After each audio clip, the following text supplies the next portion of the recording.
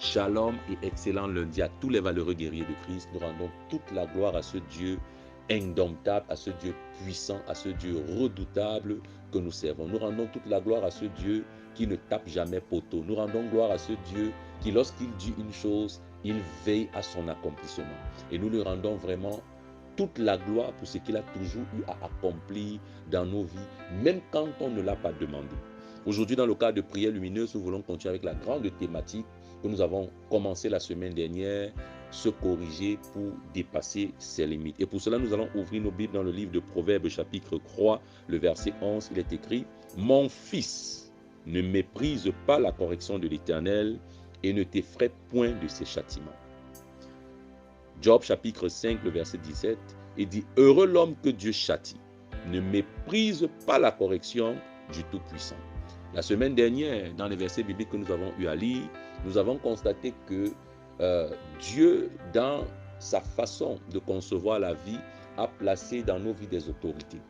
Et la première autorité qui est habilitée à nous corriger, c'est Dieu lui-même, notre Créateur, l'architecte de nos vies, le concepteur de nos destinées. C'est ce Dieu-là lui-même qui a le premier mandat de pouvoir nous corriger. Et lorsque Dieu, qui est l'architecte de nos vies, a conçu nos vies, conçu nos destinées, il sait exactement le chemin ou les chemins ou les voies que nous sommes appelés à emprunter pour pouvoir accomplir nos destinées. Et lorsque nous sommes en train d'emprunter d'autres voies que les voies que lui il a prévues pour nous, il a donc pour devoir, parce qu'il nous aime, de pouvoir nous corriger. C'est donc ainsi que Dieu lui-même, par amour et par souci, va nous dire « Ne méprise pas la correction de l'Éternel ». Il est donc important pour nous de savoir que si on a la semence du mépris en nous, nous allons mépriser la correction. Nous allons mépriser les corrections de l'Éternel, mépriser les corrections de ce Dieu-là qui a déjà prévu notre héritage et qui aimerait qu'on emprunte un chemin pour y aboutir. Bien-aimé dans le Seigneur, quiconque méprise la correction du Seigneur va inéluctablement manquer l'accomplissement de ses destinées, premièrement, et deuxièmement, perdra la vie éternelle. Voilà pourquoi on doit travailler nos cœurs à ne jamais mépriser les corrections de l'Éternel. Nous prions.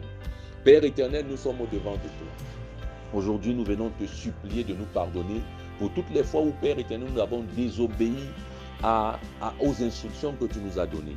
Pour toutes les fois où, Père éternel, on a méprisé ta correction. Aujourd'hui, nous venons te supplier d'ôter cette semence du mépris dans nos cœurs. Aide-nous à ne plus jamais mépriser par le Saint-Esprit les différentes instructions et corrections que tu veux nous infliger pour que nous puissions, Père éternel, accomplir nos destinées. Seigneur, merci parce que nous savons que tu nous aimes d'un amour incommensurable. Nous savons que tu nous aimes d'un amour éternel et d'un amour parfait. Que la gloire te revienne, c'est dans le nom de Jésus-Christ que nous avons prié. Amen. Tu es hautement béni et que le Saint-Esprit nous conduise. Shalom.